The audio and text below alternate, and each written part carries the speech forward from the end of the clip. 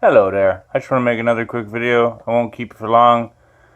I basically just woke up, looked out my window and saw what I saw, and it got me upset enough to make this video.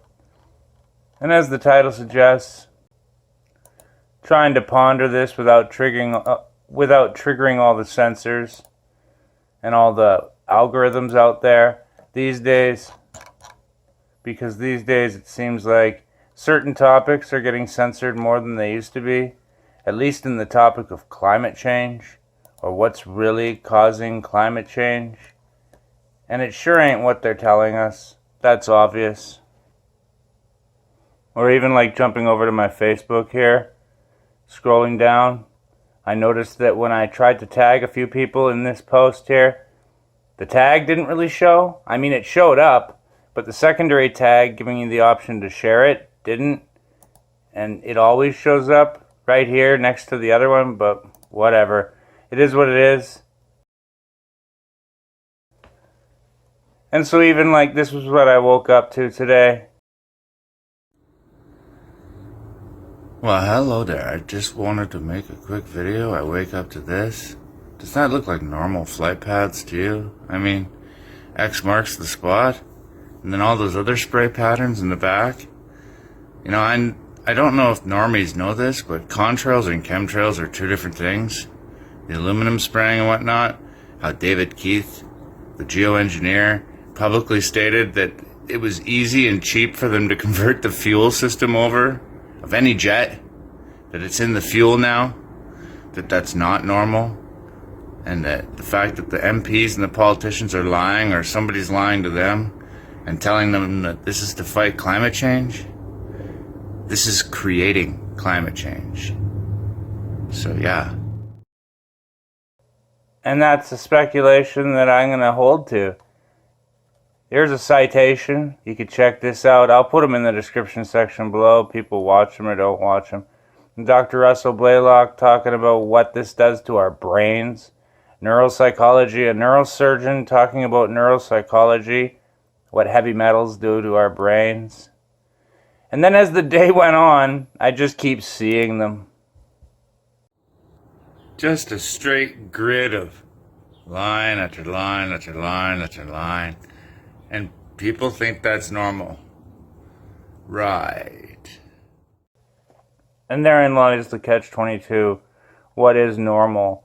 People define normal as how the TV or their authority figures basically tell them how to react. So until society, mainstream society, gives everybody the thumbs up, I really wonder if people will wake up to this. Oh look, even more X marks the spots in the same day. That's not weird or anything. I might have to make a video about this. Yeah, because it's just getting stupid how people can't see this, refuse to see this. It's right there. I mean, people don't want to see it maybe because it's too scary, and so they just pass the buck and refuse to look. It's really easy to call someone a dumb conspiracy theorist and just move on with your life, I guess. It's a lot easier than addressing this stuff, that's for sure.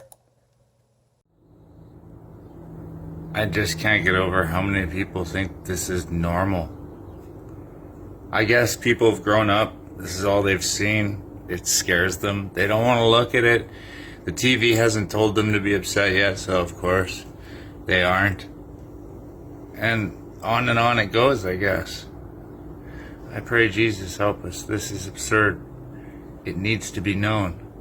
This is what's causing climate change. And yeah, I don't know. I noticed Michael chimed in asking if they'd use the chemtrails to cover the eclipse up.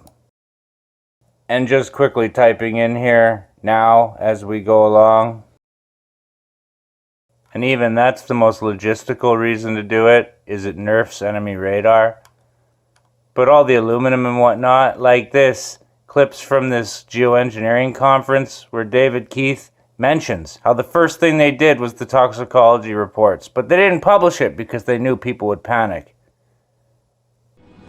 Numerous air quality studies, including from CARB, California Air Quality Resource Board, have named submicron-sized particulates as being particularly harmful for human respiration. Through all the discussions today, I have not heard any mention of this fallout, and has this been studied, and also the effects of a highly reactive metal like aluminum on toxifying soils and waters? The question is, what would be the effects of these materials on human health if they came down into the stratosphere, in particular small particles in aluminum? So the collaborators of mine working on the aerosol scheme are actually folks from Carnegie Mellon who focused on human health impacts. And while we haven't published it, that was the very first thing we did. And while we haven't published it, that was the very first thing we did. And while we haven't published it, that was the very first thing we did, was do the order of magnitude calculation in level pencil and paper, but with an expert on human health impacts about whether there could be an issue. Aerosol geoengineering looks like it is so cheap that the cost is basically not going to be an issue. That means that implementation decisions will be risk-to-risk decisions. The risk of doing it against the risk of not doing it. And it makes the problem of how we govern it fundamentally harder and different and novel. So I've told you that it's cheap to deliver materials to the stratosphere, and I'm convinced that's true. I don't think that will change. But I think the more we do research, the less easy this will look, the more complicated the environmental effects will look. And that's a good thing, because right now it looks too easy. So I think that if we do more research, we're likely to find out that it's harder and more complicated than we thought, and the side effects are harder to manage, and that's a healthy outcome that will make it easier to do the management. Of course, the opposite reaction is possible. It's an empirical question, how people will actually react to knowledge about this. Another reaction is to say, if these crazy scientists are so concerned about putting CO2 in the atmosphere, they want to think about these things, then that might actually mean we should be more serious about the risks of CO2 in the atmosphere. And by the way, it's not really a moral hazard, it's more like free riding on our grandkids. And by the way, it's not really a moral hazard, it's more like free riding on our grandkids. Yeah, that's not weird or anything. He outright says that we know that people are going to freak out about this, but in their minds, they're protecting us from climate change. They don't realize they're causing it. It's sort of the road to hell is paved with good intentions. They think they're trying to help. Some people take it to the extreme and think it's actually terraforming or whatnot. It is obviously poisoning our food. Aluminum samples, our soil samples are nuts with this stuff. So that's why we see things like in the use aircraft patent from '89, they talk about aluminum. And that's why we're seeing in the surface water samples aluminum. And here's David Keith saying that aluminum has 4 times the reflective volume surface area. So they'd like us to think that we're talking about sulfur, but here they slipped up and let it out that aluminum is 4 times better to achieving their ends, and it sounds like it's going to be one they don't want us to know the effects of. The little picture is from a nanofabrication study, which shows you can make very high quality, and do this in just a jet in a very simple way, make high quality alumina particles just by spraying aluminum vapor out, which oxidizes. So it's certainly in principle possible to do that, and there's a big literature that's already looked at that.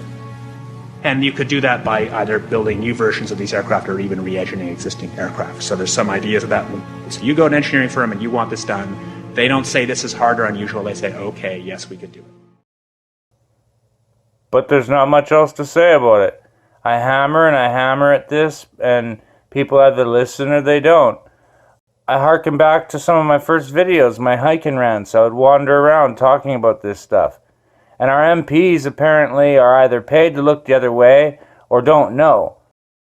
Because there's literally aluminum and barium contamination found around the world, believed to be from these programs. Like, look, today over the Capitol looks like they're deploying some type of aerosol. Did you see it? No, I didn't, but good to see you. Many people are deeply concerned about it because of the toxicity of aluminum, and it has been addressed to Congress in various committees. Would you take a look at a letter from some of your constituents addressing the concerns? Okay, are you aware of the issue? You do it through the... Are you in support of those proposals? What is your take? I don't know anything about it. You're not. I have to get more information. I've got a chair here. Okay, we'll give you a letter on this. Yeah, this is a letter from constituents. Okay, great, thank you. Excellent. And many people believe that these programs have already been deployed because mass contamination has been found. Geoengineering programs, stratospheric. Yeah. They just turn their back on this because they're probably under orders to. So at the end of the day, pray. I mean, do what you can, spread awareness, do what you feel called to do, but don't just sit on your hands and pretend that this is normal, because this is not normal. This is the opposite of normal. And anytime they have to normalize something, it is for sure not normal. So I'll just say, peace out, baby.